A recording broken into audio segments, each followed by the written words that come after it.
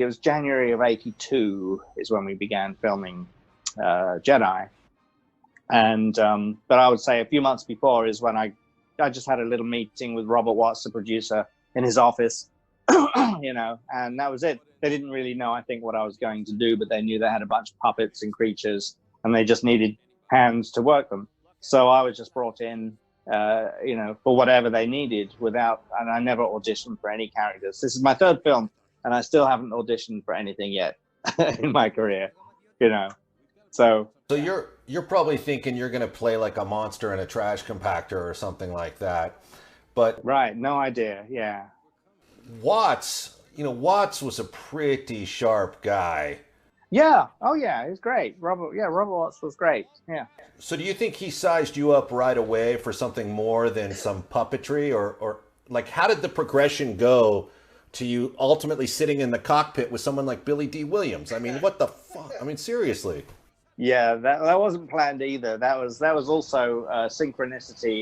You know, I don't really like the word luck or anything like that. I mean, you do make your own luck, I suppose, but I'd prefer synchronicity. But you know, I helped Tim Rose with Sice Noodles and with Admiral Akbar, and I'd done a bit of assisting on Jabba for a few different bits, and reuse in Jabba's palace and a few other little incidental creatures, Baby Ewok as well. And of course, Frank pulled me in to help him with Yoda because I was small and had little hands, and he knew my work from assisting him with Fozzie Bear, which was essentially the same job. You know, doing the live hand is the same thing.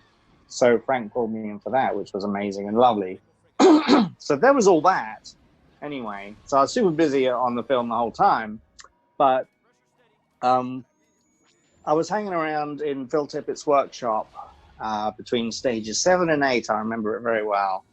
And just playing with the various creatures and puppets, and and on one of the shelves, on one of the tables, you know, it was late one night, and Phil was doing some repairs or finishing up some stuff, I don't know. And I think it was just he and I up there, and I saw this 9-num head, which at that point it was just a shell, you know, a foam shell, didn't have any movements, and it was worn by an extra for the wide shots. It was a background alien, is what it was. Along with many of the others. And I was looking at this thing, and Phil Tippett said, "Oh, that guy. But George has pulled it out. He wants it to be in the Falcon with Lando as a co-pilot. But the problem is he's got dialogue, but he's just a mask. He doesn't have any articulation at all." And he said, "I don't know what we're going to do about that." And it was like filming in, you know, so many weeks' time. And he said, "Well, you know, maybe we'll put an oxygen mask over the face, because the mouth doesn't move, and maybe we can put, you know, bladders in the cheeks to puff them out, so when he talks, it looks like he's talking." And I thought, but hang on, you know, and I put my hand inside and I said, "Look, you can actually make him talk. If you rig this up, you could actually you work him as a hand puppet and maybe put some eye blinks in there. I mean, mechanisms. So that's a really good idea." And I had 2 of these, you know, 2 masks. I guess I had a backup or something. So he said, "Why don't you take one of these and sort of rig it out a little bit, you know, fit it out so it sits on your hand, and fit out the mouth so you can work it properly." And, you know, there was a shoulder section that I could glue on there with some fake arms and stuff. And we'll just, you know, build it from the torso up and show it to George. So I thought, okay. And he said, can you have that done in a week? So, yeah, sure. So I worked on that, fitted it all out. And we did a film test with George with my puppet next to the extra in the other mask, basically, and he just, against a black drape, you know, and he just directed us to look around and react to things and all that sort of stuff and speak, I guess. And then I said, "Oh, and you can even, you know, look, you can wiggle his ears too if you put a cable in there," and he liked that idea too, so they actually added that as well. So he said, "Great." And then he said to the coordinator, Stuart Ziff, I think his name was, from ILM, you know, how soon can you have it ready? And so they decided, 2 weeks. So they flew that head off to ILM to California, fitted it out with mechanisms, got it all ready, came back about 2 weeks later. And then I was performing him on set. I'd got the job of working that thing. I guess. Your road to redemption is paved with tombstones. No quarter, kill all masters. Go to noquarterkillallmasters.com. Rated R. All right, so day one of this part of your Jedi work, right? Like, what is it, Watts or whoever the AD is, says, all right, cockpit, everyone into the Falcon cockpit, you, Billy D, and you're like, got this puppet next to the dude, the legend from Lady Sings the Blues, right? And you're like, so, like, what's it like with, you're sitting in this cockpit and doing a puppet with Billy D. Williams? I felt bad for him. You know, I thought, poor guy, you know, he gets lumbered, he gets stuck with this weird thing, you know. And but he was actually very good. He was you know, Billy D has always been a gentleman and very kind and nice towards me. He still is, you know. He's a lovely man, and you know, we got on great, to be honest, in between takes and stuff. And he was great. He just accepted it. He was a professional. He reacted okay. Now the thing that I did do that I just took it upon myself.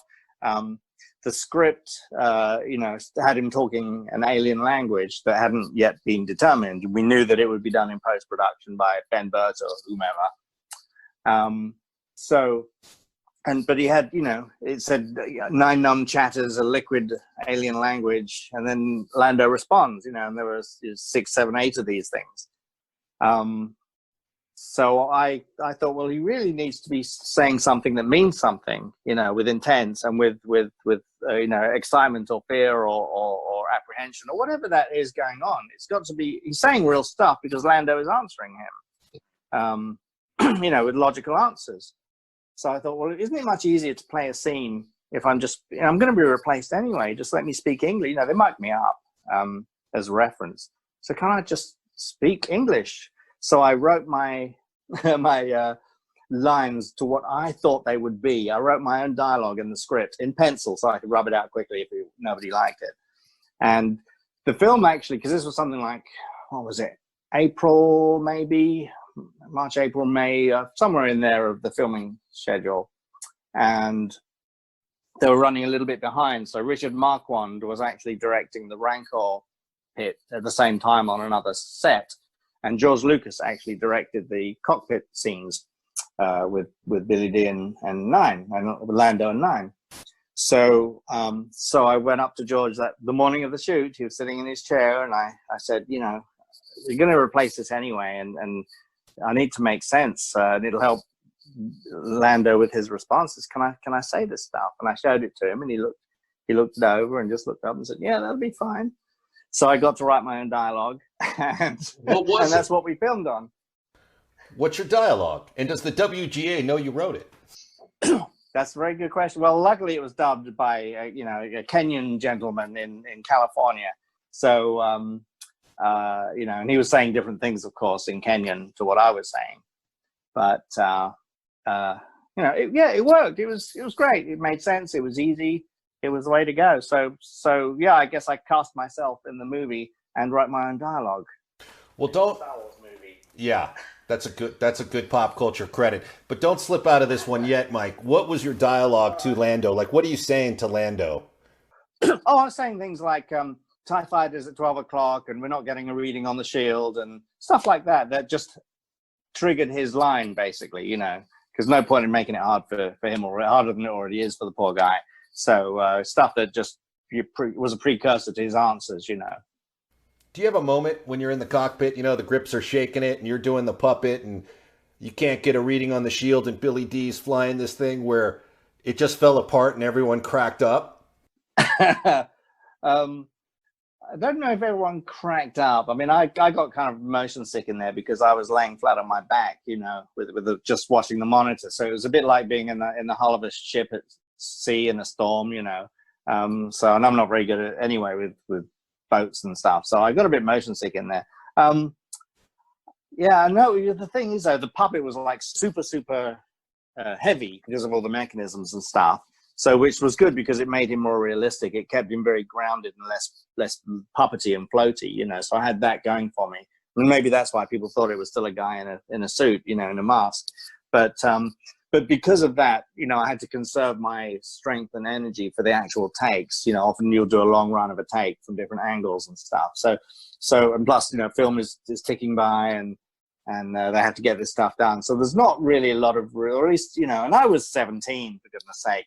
I wasn't going to fool around and hold up the entire crew and George and Billy D and everyone by screwing around and making jokes, Now, I may have said something. Nothing really comes to mind, but I know I was like, this is it. This is really important. I can't waste film. I can't waste, if you tell a joke, 30 seconds, I don't know how many thousands of dollars that would have been back then of time gone, just by telling a joke or screwing up a take. We know you're a master professional, and I wouldn't say you'd screw up a take on purpose, but sometimes, actors with all the movements, all the motions, and Muppets around them can kind of lead to a, sort of a come to Jesus moment where you're just like, I can't believe we're doing this. Yeah, that does happen. Although usually people do that in between takes, or at the end of a take, So that does happen a lot, though. Actually, you are right.